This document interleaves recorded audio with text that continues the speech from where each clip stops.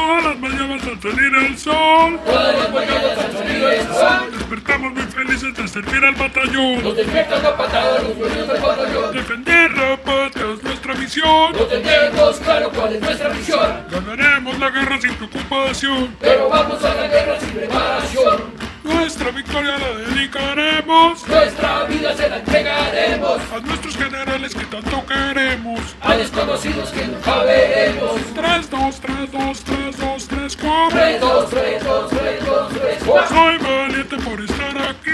Lo que no queremos estar aquí. Agradezco al gobierno por quererme recibir. Al gobierno no le importa nuestro sentir. Al teniente lo respeto mucho. Díganle a mis hijos que los quiero mucho. Bendigo mi arma y mi cartucho. Bendiciones a mi mami y a mi cucho. De los malos los salvaré. Yo sin patria defenderé. Y en héroe me convertiré. Y a mi casa nunca volveré. 3, 2, 3, 2, 3, 2, 3, 4. Texto, tejido, palabra, sentido, materia. Gesto, actitud, cuerpo, empatía. Contexto, conciencia, espacio y tiempo. Conciencia, espacio y tiempo. Textos, gestos y contextos. Redescubriendo el pasado para entender nuestro presente. Buenos días, buenas tardes y buenas noches. Hoy es jueves 23 de enero de 2025. Son las 12:23 del mediodía. Parece que va a llover, pero no llueve, y continuamos asándonos a fuego lento. El premio mayor de la Lotería de Bogotá cayó con el número 3031 de la serie 008. Felicitaciones a los ganadores. Mientras tanto, nosotros seguimos transmitiendo desde el clásico edificio de ladrillo de la calle 45, desde el cual se escuchan los pitos, las motos y la bulla de la carrera séptima, y desde el cual se ve el mural de Las Cuchas tienen razón, que sin razón alguna ha sido vandalizado por una caterva de deficientes neuronales que creen tener una razón, pero no tienen corazón. Igual no hay pintura ni escombros que tapen lo que ocurrió, y desde acá también creemos que las cuchas tienen razón. ¡No estamos locas! Otra vez. 1, 2 y 3. ¡No estamos locas! Muy bien, bravo. La frontera, la zona liminal, la intersección, son ideas que nos permiten comprender que donde aparentemente hay un límite inquebrantable, claro y consistente, en realidad hay una coexistencia, un encuentro, una multiplicidad. Y aunque las clasificaciones y etiquetas son tan útiles y necesarias para poder organizar nuestro pensamiento y para poder entender por qué ciertas cosas son, precisamente, cosas diferentes de otras, también es bueno reflexionar de vez en cuando sobre la inconsistencia de esos límites y sobre la arbitrariedad de esas etiquetas. Así pues, la ficción y la realidad, dos de las ideas en las que más pienso y cuyas fronteras quedaron señaladas siglos antes del nacimiento de Cristo, al menos en la cultura occidental, también son cómplices. Y esa relación de complicidad hace que se afecten mutuamente, porque la una se alimenta de la otra y la otra de la una. Si la ficción crece, la realidad se expande. Si la realidad se ensancha, la ficción engorda. Sí, quizás se trate de una relación simbiótica. La creación de mundos posibles y la visita de estos mundos, cuando ejercemos el rol de lector o espectador, coloca frente a nosotros muchas claves respecto a nuestro propio mundo, porque los mundos posibles son manifestaciones intervenidas de nuestra propia realidad. Hablar de teatro, de dramas históricos, de historia y de ficción y realidad o de historia y de poesía, es en el fondo hablar de la humanidad. Y tanto la historia como la poesía quieren observar, conocer, sensibilizar, dilucidar. Y en un país que naturaliza las variadas manifestaciones de la violencia, la grosería, la estafa, que idolatra la cultura del narco, quizás sea necesario manifestar a través del arte y de la historia y de la memoria, que podemos transformar nuestra realidad cuantas veces sea necesario, y a su vez transformarnos a nosotros mismos. Tal vez conociendo los ecos del pasado histórico, o del pasado más reciente o del pasado ficcional, resuena en nuestro interior y en nuestra vida colectiva, que la realidad también puede ser imaginada, transformada e intervenida, y que nunca es tarde para empezar. Y así comenzamos otro episodio de Textos, Gestos y Contextos. Buenos días, Marina. Buenas noches, Julián. Y buenas tardes para todas y todos. Durante la etapa que enmarca los últimos decenios del XIX y los comienzos del siglo XX, el teatro en Colombia estaba dividido en varias tendencias, por lo que fueron apareciendo muchos tipos de poéticas, como el realismo y el naturalismo, o el teatro socialista y anarquista, o el teatro burgués, también conocido como la alta comedia. Fue a partir de 1905. Repito la fecha para que nos imaginemos esa época. Fue a partir de 1905 y hasta 1930 cuando el Teatro Nacional sufrió alteraciones evidentes, o sea, mucho más explícitas, y en ese lapso de tiempo también experimentó un resurgimiento. Esto lo digo también para recordar lo que mencionábamos, me parece, en el episodio anterior, y es que en esta época está ocurriendo la Guerra de los 1000 días, y venimos de un siglo de un siglo XIX donde hay muchas guerras civiles, sí. En el país. Entonces, el desarrollo cultural, pues, es lento porque estamos en guerra. Según González Cajiao, no sé si recuerdan a este investigador del teatro colombiano y también dramaturgo del que hablamos en nuestra temporada anterior, y que me parece importante citar y recordar porque es uno de los primeros investigadores de teatro en Colombia o de Colombia. Él dice que esta fase de la que estoy hablando se llamó del teatro burgués, subrayando que tal denominación no ha de entenderse peyorativamente, sino como el teatro dominante de una etapa que también coincidió con el denominado teatro centenarista. Esta denominación de teatro burgués, creo que lo hemos conversado, Marina, es una etiqueta o es una categoría que él se inventa, ¿cierto? O esto lo leyó más bien, o lo investigó, o sea, esa categoría del teatro burgués. Yo no sé por qué tengo la idea, según las cuestiones que leí en su momento, de que es una categoría de Fernando González Cajiao, o más bien del movimiento del nuevo teatro, acusando, señalando esta etapa. Sí, yo creo que él lo adopta precisamente como sello de este momento y no alta cultura, que sería la herencia española, o los españoles a ese tipo de teatro así lo señalan, alta cultura. Y González Cajiao es hijo de su época, claro. Y en ese momento decir burgués era peyorativo. ¿Por qué? Porque teníamos en mente las utopías de las revoluciones. Okay. Entonces, la más cercana era la Revolución Cubana.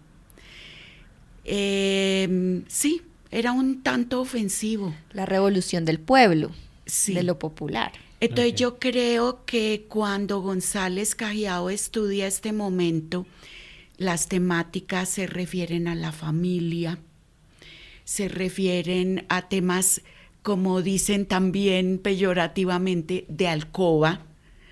Entonces él dice, no, pues este es el tipo de teatro que se hizo en ese momento. Y le pone el sello de burgués.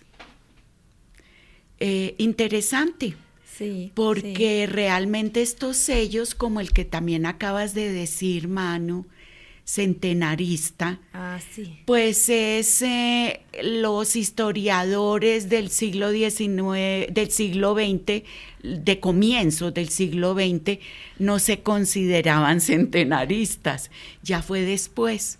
Okay. Son etiquetas posteriores, ¿no? Que es posterior, son generaciones estudiosos. Y creo que eso fue más en poesía que en teatro. Creo que adoptamos ese sello ¿El del centenario? Sí, de ok. centenaristas. Sí, más que todo en poesía. Para Ok. mirar a su pasado, dijeron los centenaristas y pusieron ese sello. En teatro no. Yo creo que la palabra centenarista es como ahora decir los millennials. Sí, sí, sí. Lo Entonces, habíamos la hablado. generación del centenario, porque llega un nuevo siglo, Ok, ¿cierto? Sí, sí, sí. Pero no hay ningún cambio, es sencillamente poblacional más que estético. La palabrita burgués, citada por la señorita Marina, no pretende así con ella ser peyorativa u ofensiva, ya que no se refiere al significado que adoptó la palabra con la teoría marxista, de ser el dueño de los medios de producción y el ser dominante en la sociedad capitalista. Mejor dicho, los privilegiados, los mandamás, los ricos, los que nos tienen jodidos. No. En este caso, la palabrita burgués hace referencia en sus orígenes a la gente que vive en la ciudad, un ciudadano. Y en el caso específico del señor Cajiao y el teatro burgués, se refiere a la clase media, profesional de comienzos del siglo XX. Digamos que como usted o yo, o como yo y usted. Eso. Entonces, ahora sí, vamos a hablar de nuestro protagonista del día de hoy, que es el señor Adolfo León Gómez. Él nació en la Hacienda del Retiro, en Pasca, Cundinamarca, en 1857 y murió en Lazareto de Agua de Dios, también en Cundinamarca, en 1927. Fue juez de la República, primero en la población de Caquesa, Cundinamarca, y luego en Bogotá. Junto con su hijo Ernesto León Gómez fundó el periódico Suramérica, que encarnó el espíritu de la ideología liberal, la defensa de la libertad de prensa y la difusión literaria. Esto es interesante, es un liberal. O sea, Sí. es que no quiero que perdamos de vista el hecho de que la guerra de los 1000 días está aquí a la vuelta de la esquina. Sí, y ¿Sí? ganan los conservadores y él es Entonces- liberal. Eso no lo podemos olvidar Claro. No. porque fue un intelectual muy perseguido.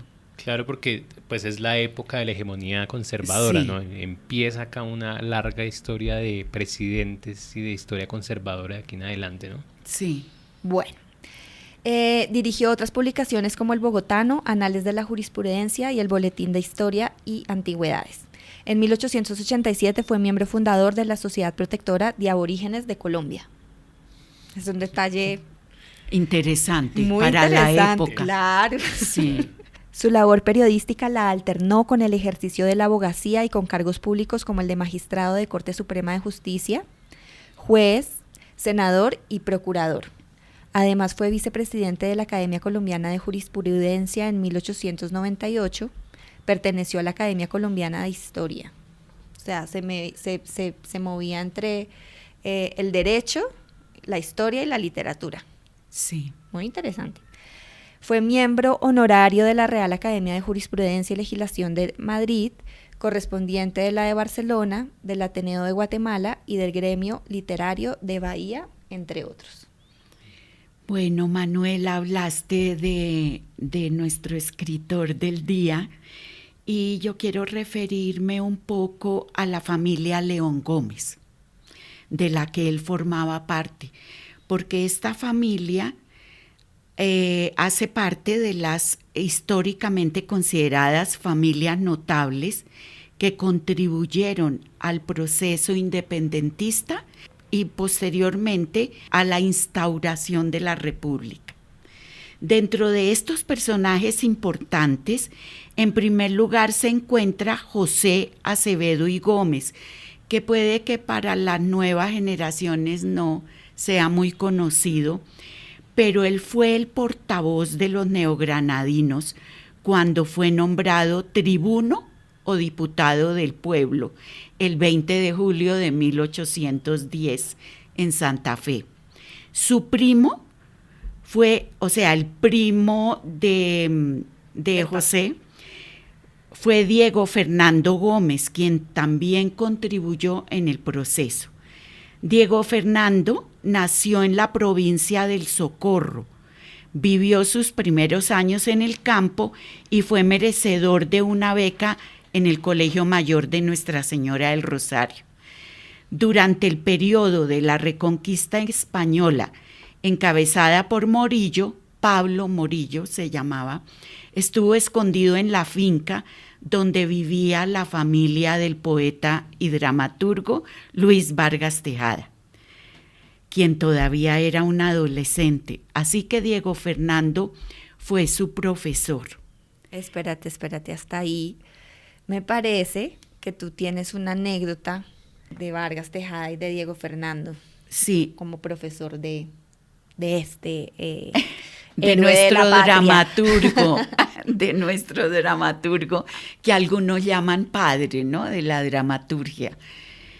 Y sí, Manu, tienes razón, es muy importante este personaje porque Luis Vargas vivía en el campo, no podía asistir a la escuela. Su papá administraba una gran finca, pero la mamá de Vargas Tejada procuró enseñarle las primeras letras y bueno, hay una cantidad de anécdotas en que tuvo varios profesores, pero vamos a aterrizar en este profesor que es Diego Fernando Gómez, quien además de haber estudiado en el Colegio Mayor de Nuestra Señora del Rosario, fue profesor allí mismo, o sea que él tenía un bagaje pedagógico de cómo tenía que enseñar las materias. Además, había sido juez, tenía conocimientos de latín, griego, filosofía, derecho. Entonces, digamos que fue el maestro ideal para Vargas Tejada, que era un niño muy inteligente, de verdad. Estudiaba solo en los libros de su familia y toda la familia notaba sus grandes aptitudes literarias. Pues entonces Diego Fernando llegó huyendo de Pablo Morillo, que lo acabamos de nombrar, porque unos españoles que vivían en Santa Fe le dijeron que estaba dentro de la lista. De la lista negra. De la lista que había formado parte de la independencia. Le tocó irse y llegó precisamente a la finca de su familia, de los Vargas Tejada. Y ahí fue el profesor de Luis. Le enseñó latín, griego, todo lo que pudo.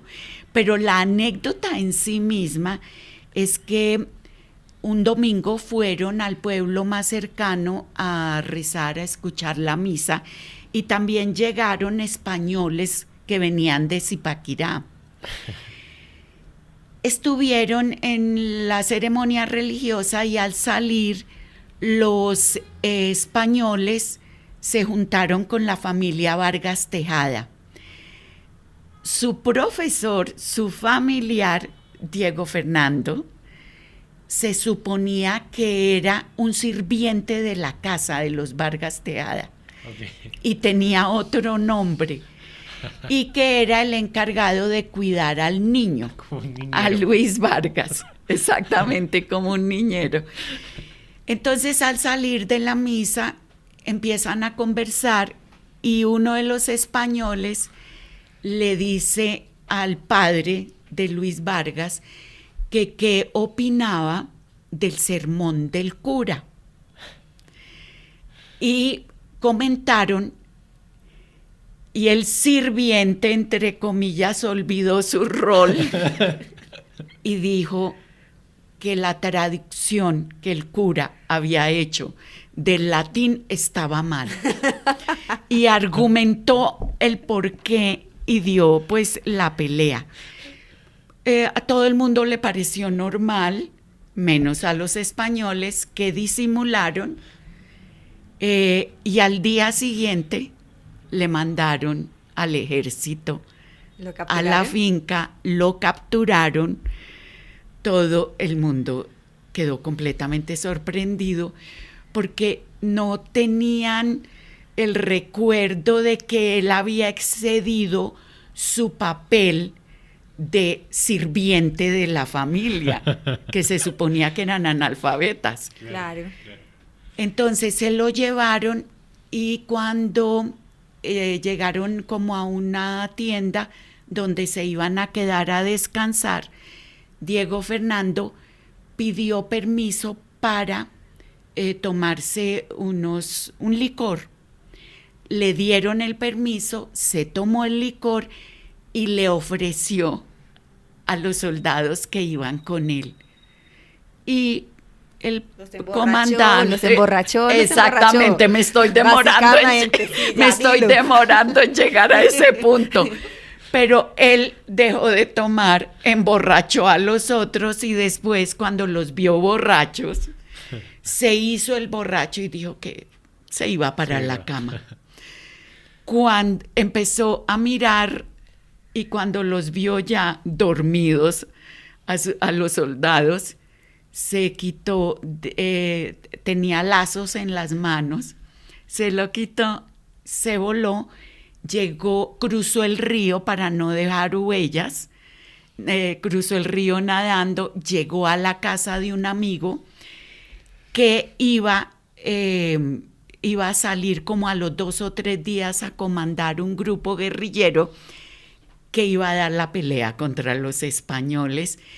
Y Diego Fernando, ahí se despidieron, descansó, comió y salió al camino, se encontró con un arriero y le dijo que para dónde iba, que para Santa Fe, y dijo, déjeme ir con usted. Claro, siempre diciendo que era otro revelando nombre, su identidad, obviamente. Nunca la reveló y siempre vestido de sirviente, de campesino. Maravilloso. Entonces, ya cuando iban llegando a Santa Fe, se despidió del arriero y entró ya clandestinamente y siguió para Venezuela. Ok. En ese momento en Venezuela, él supo que Bolívar había ganado la batalla. Ok. Y regresó porque los españoles le habían confiscado todos sus bienes. Y llegó no solo a celebrar la independencia, sino a recuperar sus bienes. Esa era la anécdota, Manu. Ok, perdón, aquí me meto y es que ¿cómo es Marina y Manuela para un historiador o para alguien que investiga encontrarse esos datos? ¿Cómo se los encuentra? ¿Cómo se encuentra una anécdota de esas? ¿Dónde la encontraste? ¿Cómo la supiste? ¿Dónde está documentada? Mira, a veces mirando entre los recuerdos de gente vieja que antes de morir escribe sus recuerdos. Ok, las memorias. Sí, escribe, sí. Y poco a poco, uniendo ese tipo de recuerdos, voy organizando un relato histórico, Ok, digamos. Maravilloso. Y Josefa Acevedo, también una de nuestras escritoras Dramaturga. de teatro, yo creo que la primera del siglo XIX. Tenemos que enfocarnos en ellas, ¿no, Manu? Sí, para allá vamos. Sí, para allá vamos. Josefa habla de su esposo, de la biblioteca de su esposo, y cuenta muchas anécdotas de él, Ok. de Diego Fernando, Ok. que a la vez eran esposos y primos también. Ok. Listo, Marina. Entonces, ahora entremos a hablar de la familia de León Gómez en el siglo XX. Sí, con todos los avatares del siglo XIX, supondrás que la familia perdió solvencia económica. Pero esto no fue un obstáculo para que otros miembros de la familia sobresalieran en la vida pública nacional. Adolfo León Gómez, nuestro protagonista de hoy, fue miembro del Partido Liberal y como tal participó en las guerras civiles que afrontó su partido para exigir garantías democráticas y el derecho a ejercer la oposición. Él fue un gran opositor siempre. Fue un fogoso parlamentario y desde la prensa y las revistas que ya nombró Manuela, defendió sus puntos de vista y se manifestó frente a los más importantes temas del país. Con respecto a la separación de Panamá, fue muy crítico y la consideró como la gran mutilación del país. Bueno, en las biografías de León Gómez, sus biógrafos resaltan que era un hombre de bien y un poeta triste. Eso a mí me suena bonito, no sé si es un tanto melodramático, pero por eso lo digo. Padeció hechos muy dolorosos durante toda su vida: la pérdida temprana de su esposa, la interrupción de su carrera política, debido a un discutible diagnóstico de lepra que recibió. Parece que fue una lepra política, ¿En más serio? que una lepra de Real, enfermedad literal. real, por lo cual forzosamente tuvo que recluirse en la población de Agua de Dios y allí estuvo encerrado largos años. En esta ciudad escribió un libro que causó una honda impresión en los lectores, titulado La ciudad del dolor. Primero apareció publicado en el diario El Tiempo, bajo el título de Diálogo entre un viajero y el doctor Adolfo León Gómez en la ciudad del dolor, que es una dura crítica a la sociedad y en general ante su actitud frente a los enfermos de la lepra, a la política sanitaria del gobierno de entonces, a los tratamientos y especulaciones médicas y a los negociantes del dolor. Esto parece que fue común, ¿no?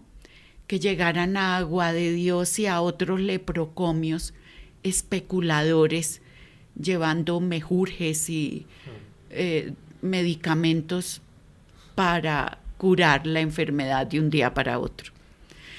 En Agua de Dios, León Gómez, junto con otros artistas como el músico y compositor Luis A. Calvo, promovieron la construcción de un salón teatro que llamaron Vargas Tejada, en honor al joven dramaturgo bogotano que murió tempranamente. En este teatrillo pudieron llevar a escenario distintas obras dramáticas, zarzuelas, dado que contaba con un grupo escénico de base, realizar conciertos de Luis A. Calvo y de otros músicos. Luis A. Calvo es importantísimo en la historia de la música en este país. Y también hacían actividades cívicas y de solidaridad con otros enfermos. La lepra es una enfermedad infecciosa causada por la bacteria Mycobacterium leprae, también conocida como bacilo de Hansen. Este padecimiento resulta en lesiones en la piel y pérdida de sensibilidad en la zona afectada. Durante una época, este padecimiento de tintes bíblicos fue instrumentalizado por el Estado para exiliar personas. Y como un improvisado campo de concentración, el siempre improvisador gobierno colombiano, y al darle un carácter de pandemia al padecimiento, persiguió, aglutinó y aisló vilmente a un grupo de pobres gentes en el leprocomio de Agua de Dios en Cundinamarca.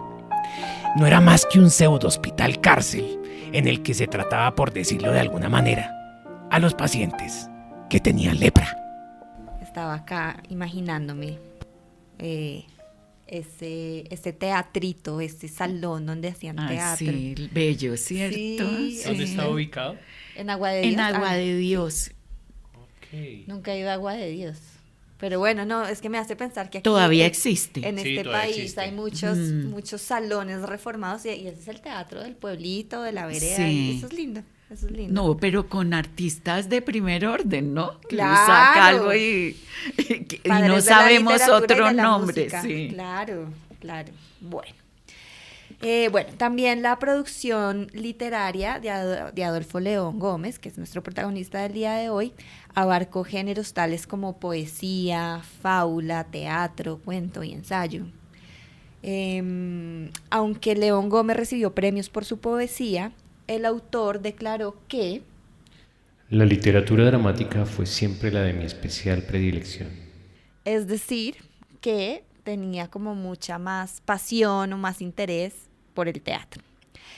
Escribió innumerables obras de teatro, algunas de ellas representadas por compañías profesionales o de aficionados. Esto también me parece interesante, o sea, podría ser una compañía de actores no profesionales las que lleven ahora a escena mis obras de teatro. Vuelvo a la legitimación de los aficionados, que son tan importantes también para el desarrollo del teatro en un país. Entre estas se hallan los siguientes títulos cuya enumeración no pretende ser exhaustiva. Primero, Sin nombre, drama en 3 actos y en verso, cuya edición se agotó casi inmediatamente después de su aparición en Bogotá en 1906 y fue estrenada en 1921 por la compañía colombiana Cardenio. También se puso en escena 2 veces en el Teatro de la Universidad de Mérida, en México. Pregunta. Cuya edición se agotó casi inmediatamente. Sí, que es muy raro, ¿sabes? Dentro de la historia de los libros de Sí, teatro. sí, es rarísimo. Eso Pues es cualquier cosa de eso. Pues no. Lo digo como dramaturgo. Sí. Me encantaría que se agotara una edición. Claro, pero nunca se agotan, No. escasamente se venden 100 a los amigos. Pero además a este autor se le agotaron varias obras. Esta que acabo de nombrar es una, pero El Soldado es otra que también se agotó. Sí, y quiero anotar otra cosa, Manu, que La Ciudad del Dolor se agotó también, la primera edición y la segunda. Ya tengo la respuesta. Es que no había ni televisión ni radio. Ah, sí, ya lo habíamos nombrado. Tendrá que ver. ¿O qué tiene que ver el dolor con la historia nuestra, Manu? También. Porque El Soldado, de todas maneras, es una historia de nuestras entrañas en el Sí. sentido que es histórico, Es buenísima. que los soldados, ese tema ha traspasado teatralmente hablando hasta ahora. Claro, y además que, como lo hemos nombrado, venimos de un periodo de guerras civiles en Colombia, que como su palabra lo dice, es el pueblo peleando contra el mismo pueblo, entonces seguramente muchos no soldados que les tocó ser soldados, como en la historia de una guerra en Colombia, Como en la obra se sintieron de la que vamos a hablar, representados ahí en ese Ahí. lugar, ¿no? Y seguimos con el dolor, ¿no? Totalmente. Hoy, 2025, seguimos marcados por el dolor. Yo quiero recordar otras obras. Sé que es aburrido dar títulos de obras, pero nos parece a los 3 importante recordar esos títulos. Vamos a colaborarle un poquito a la señorita Marina a enumerar, porque es que no crean, esto puede llegar a ser engorroso por una sola persona. Entonces, como nosotros somos un podcast colaborativo, por decirlo de alguna manera, que nos gusta ayudarnos entre nosotros, entonces yo le voy a dar una mano a mi señorita Marina. Hablando de las obritas del señor León, otra obra de su autoría es El título de doctor, comedia en prosa y en 2 actos, estrenada en 1917 en el Teatro Municipal de Bogotá. Otra, El politiquero, escenas bogotanas, zarzuela en varios cuadros. Y otra, La bachillera o globos ilustrados, conocida inicialmente como Globos Ilustrados, comedia en 1 acto y en verso, que fue estrenada en abril de 1882 por la compañía Torres y Sásiga en Bogotá y publicada en la misma fecha. También es autor de las obras inéditas, porque es que este tipo escribió y escribió. Entre el honor y el deber, 1895. Zarzuela con música de Pedro Morales Pino. Otra es Corazón de Mujer, de 1917. Alta comedia en 3 actos y en prosa, estrenada el 10 de marzo de 1918 por la Compañía Colombiana de Matilde Rueda en el Teatro Municipal de Bogotá. Y por último, Los dos sargentos, drama estrenado en 1921 por la Compañía Colombiana Cardenio, de la cual la señorita Marina continuará con el relato. Siga usted, señorita Marina. Salve la patria. Esta compañía se desplazaba por las poblaciones ubicadas a orillas del río Magdalena hasta llegar a Magangué y otras poblaciones del norte del país, y en su repertorio figuraban varias obras de este dramaturgo. El periódico Pluma Joven de Magangué registra varias de estas presentaciones. En realidad, yo supe de esta compañía Cardenio gracias a ese periódico Pluma Joven. Ok. Bueno, también se quedaron sin editar El Derecho de Pataleo, comedia inédita para Agua de Dios, que tiene que ver con él, Poder Judicial, Vicios Sociales, El Valor Colombiano, el 7 de agosto, que debe ser histórica. Claro, claro. Escribió y publicó piezas para jovencitos en el libro titulado Diálogos y juguetes escénicos para escuelas, colegios y reuniones familiares. Es de 1909. Contiene dramas en prosa y en verso. La bandera de la patria, La carta a Dios, Un día de asueto y otras más.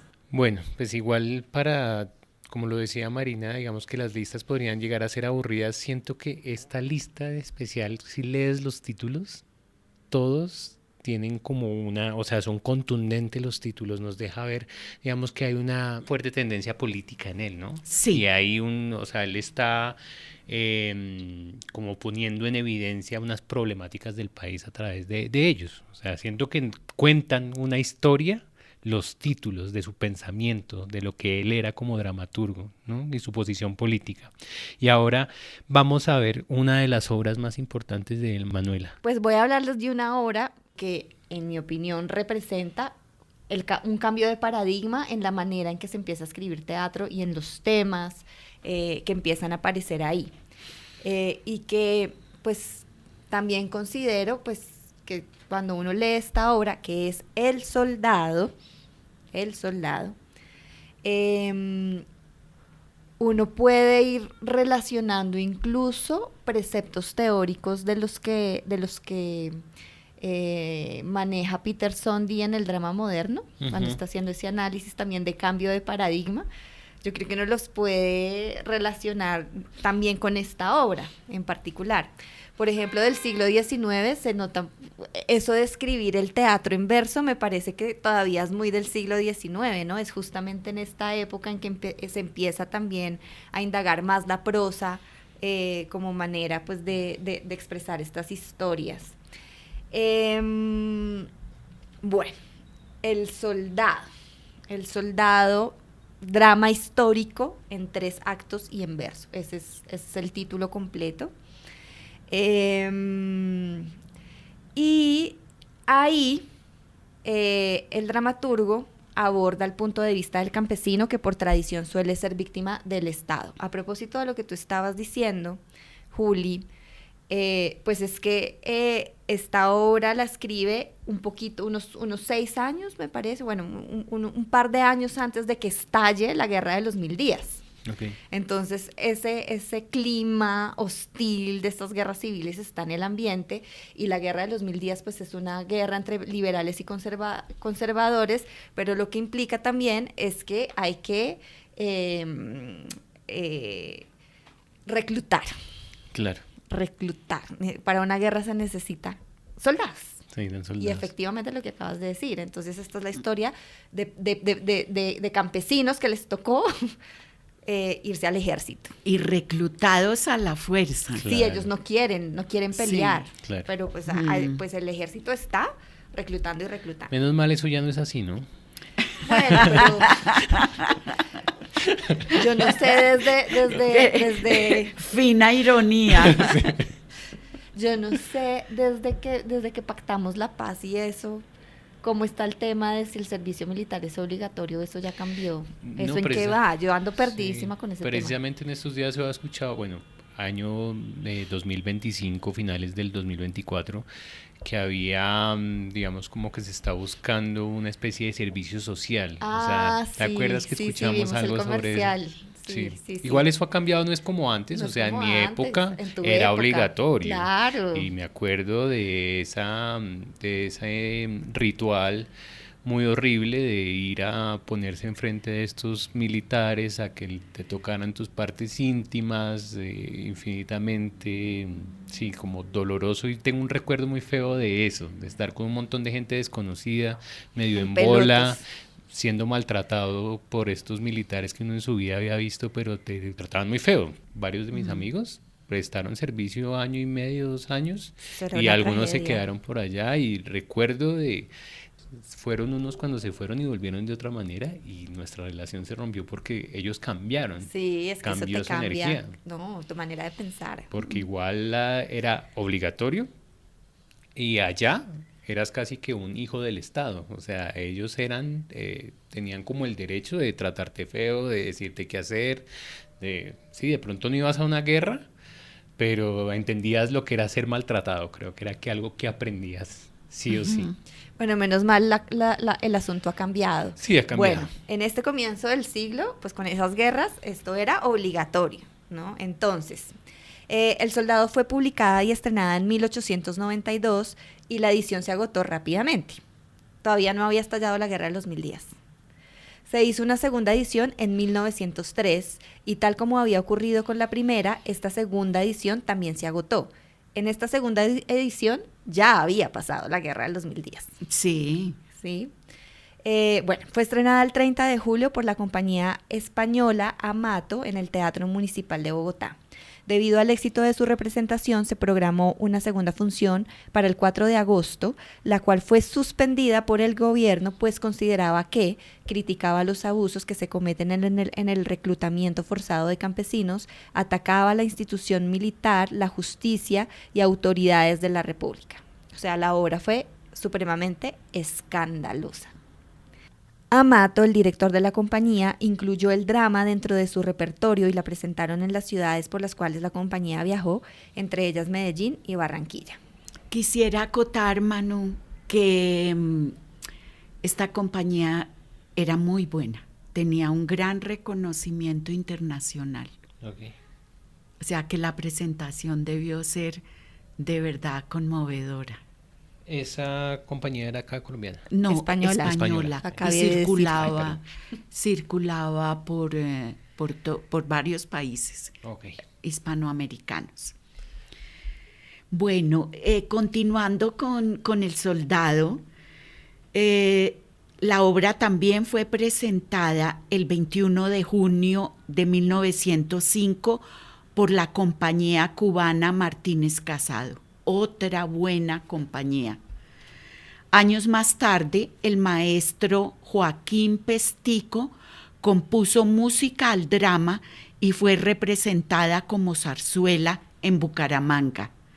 Yo me enteré de esta presentación por el periódico La Unión Obrera, que era publicada en Bucaramanga, y le dedicó un artículo en 1911. Además de estas compañías que tuvieron mayor reconocimiento en el país, los grupos escénicos de varias poblaciones, esos grupos escénicos a los que se viene refiriendo Manuela Sí. desde hace rato, que son importantes porque divulgan la dramaturgia El colombiana. teatro aficionado. Sí, también representó El Soldado. Tal como lo consignaba el periódico Suramérica de los León Gómez, todavía en los años 40 del siglo XX existen registros en periódicos de provincia, de las capitales, de la representación de esta obra. Hay un ejemplo en Caicedonia de un grupo de aficionados que todavía en 1940 la llevaron al escenario.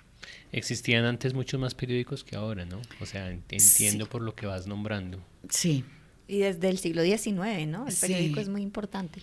es la fuente de primera mano para el teatro, Ok. porque ahí conocemos las representaciones, libros que se publicaron y no se conocen, u obras que se escribieron pero nunca se publicaron. Ok, ok. Y sabes de ellas, me imagino, de muchas por las reseñas de pronto de... Exacto, ok. sí, inclusive por avisos de prensa o por columnas que hablaban de que el tal dramaturgo escribió tal obra, no la leyó anoche o antenoche, y todos comentamos, bueno, las tertulias literarias, queda registros en el periódico. Exacto. Y pues no había ni televisión ni internet, entonces, ¿qué hay? Periódicos. Claro. Entonces es súper importante para comunicar. Bueno, a mí me gustaría traer a colación la dedicatoria del libro. Es que yo leí la obra, esta segunda edición, y es muy chistoso porque las primeras 30 páginas son un montón de comentarios, de cartas sobre el escándalo que se armó, porque pues la obra fue censurada. Pero entre esos datos que hay antes de la obra, pues está la dedicatoria que hace el autor. Robando momentos a mis tareas profesionales, dejando a ratos los expedientes y las leyes para hacer versos, he escrito este drama que dedico a la memoria de mi muy querido hermano Ernesto. Mi afición a la literatura dramática me movió a poner en drama el cuadro histórico publicado con el mismo título del soldado, por mi abuela, la señora doña Josefa Acevedo de Gómez. Hace años y acogido por el público con tanto entusiasmo. Así pues, lo bueno que tenga mi trabajo, si algo tiene, es lo que emane de allí. Los fines que me he propuesto al publicar esta obrita son 3. Primero, propender a la fundación del Teatro Nacional, tan descuidado entre nosotros, sacando a la escena costumbre y personajes esencialmente nacionales. Segundo, ayudar a proscribir y reprobar las funestas guerras de partidos que han sido la desgracia de la patria, pintando fielmente sus horrores. Y tercero y principal, contribuir hasta donde me sea posible a extirpar de Colombia el infame reclutamiento, a mi juicio más fiel y más injusto que la antigua esclavitud y tan salvaje como la caza de hombres en el África Central. En gracias a estos fines, séanme suaves los gobiernos y los benévolos mis compatriotas. Conmovedor, Conmovedor, ¿cierto? sí. Sí, bueno, me parece lindo, pues también tiene clara como que tiene una visión, como que tiene una intención al escribir la obra, o unas intenciones, y bueno, él las declara. Y bueno, creo que también reconoce que esta historia también tiene que ver con su abuela, doña Josefa. Sí. De Gómez, porque realmente la anécdota se la contó ella. Sí, A ella le estuvo contando anécdotas de reclutamiento forzoso.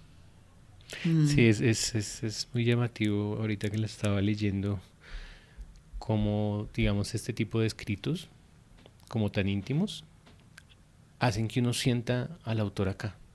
Sí, el autor Como se si siente. o sea, viaja en el tiempo Sí. y, ¿Sabes potente. en dónde más se siente el autor? En las acotaciones de la obra. Tiene Sí. una manera de enunciarlas donde dice, esto es este señor. Manuela, ¿y por qué no nos cuentas Es la que yo sinopsis? sí, ya, una ya. sinopsis de la obra, Les voy a- cuéntala, a ver, que me les- parece les- tan interesante. Les voy a hacer la sinopsis de la obra. Esto dice así, bueno. El soldado drama histórico, y creo que también deberíamos hablar un poco ahora, lo conversamos de qué es eso del drama histórico, porque ahí también hay cosas para reflexionar. Pero perdóname un paréntesis. histórico desde la perspectiva del campesino, no histórico desde los héroes de la independencia. Y él es un burgués. Y esto me parece mucho más Claro, interesante, claro, ¿no? totalmente. Claro, lo dice un escritor, Sí. no un campesino. Sí. Pero de acuerdo con los relatos de la abuela, él toma esa perspectiva, Sí. la del campesino. Sí, exacto. El soldado tiene como protagonista a una familia humilde compuesta por Luis y Paulina, esposos y padres de familia que viven en el campo. Luis tiene un hermano, Adriano, que al comienzo de la obra se despide porque se marcha de viaje. No nos dicen para dónde se va, pero todo empieza con que, se va. Sin embargo, la tranquila vida de los esposos cambia cuando Luis es reclutado por las fuerzas militares y en el cumplimiento del deber debe abandonar a su esposa e hijos, pese a sus vanos intentos de hacer razonar a Torneros, un alto mando, para que no lo separe de su familia. Una vez aceptando su destino, Luis hace una promesa, y es que jamás matará a nadie. Todo cambia un día en que su hermano Adriano llega al batallón solicitando ocupar el puesto de su hermano, dado que Paulina y sus hijos se encuentran desamparados sin la protección del padre de familia. Adriano persuade a los superiores de Luis para aceptar el trato, y el coronel encargado, conmovido por las razones expuestas, accede al intercambio. Aunque a Luis le cuesta ser reemplazado por su hermano, termina aceptando la propuesta. Y cuando está rumbo hacia su hogar, vuelve a ser reclutado por otro regimiento que hace oídos sordos ante el salvoconducto que se le había otorgado. Un año después, los dos hermanos han servido al ejército en batallones diferentes y nunca se han encontrado. Tiempo en el que Luis intenta desertar del ejército, por lo que es condenado a la pena de muerte. Para dicha labor, Torneros, quien dictamina la orden, solicita al coronel que sean sus soldados quienes realicen la ejecución. Y Adriano es designado para tal misión, aunque en principio se niega. Sin embargo, como a todo soldado le toca obedecer a sus superiores y sin saberlo, termina ejecutando a su hermano. Recuerdo bien que con nosotros iban otros varios reclutas, de infortunios, llorosos compañeros. Cual la vista alzando al cielo, con fervor rezaba,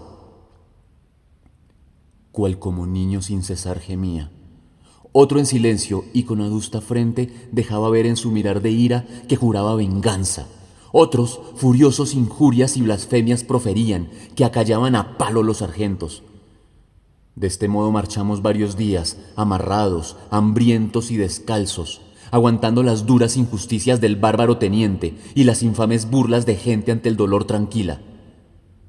Cuando por fin a la ciudad llegamos, en cuadras pestilentes jamás limpias, nos fueron encerrando por docenas, sin cuidar de la fiebre que las filas fue aclarando en silencio, poco a poco. Siguieron luego los cansados días del continuo leer de la ordenanza, del pesado ejercicio y la revista, de comer poco y mal, y por las noches acostarnos rendidos de fatiga, desabrigados en el duro suelo donde los miembros con dolor tiritan, a soñar con la fuga o con la muerte, a recordar llorando a la familia, sin esperar siquiera una esperanza, ni del lejano hogar una noticia.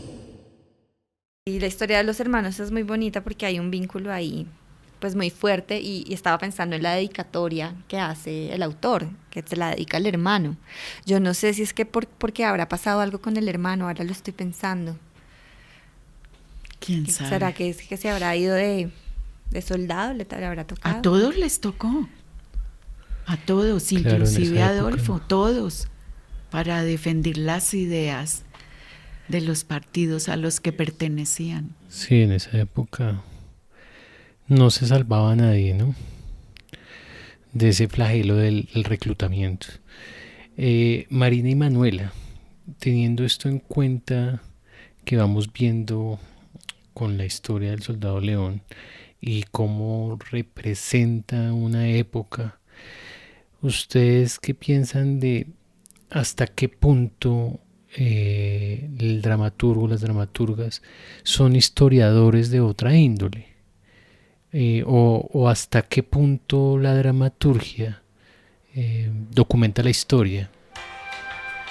Y para responder la pregunta, demos la bienvenida a la actriz, directora y dramaturga oriunda de la ciudad de Medellín. Recibamos con un fuerte aplauso a Verónica Ochoa.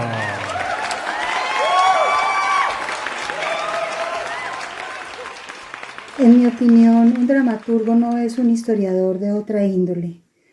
Yo siento que la historia, como una ciencia social, y la creación ocurren en dos esferas distintas del pensamiento. Ahora, esas esferas no son excluyentes, de hecho, bastante frecuentemente se tocan, se superponen, confluyen. Lo que pasa es que yo siento que el dramaturgo no crea en el vacío. El dramaturgo es un contenedor de los movimientos y giros históricos, sociológicos, filosóficos de la época a la que pertenece. Y su creación es una reacción sensible a todo esto que gravita alrededor de él. A mí me gusta pensar en esta idea de los tres cerebros. Yo pienso que la historia y la academia en general como que asume que solo existe un cerebro, que es el cerebro racional.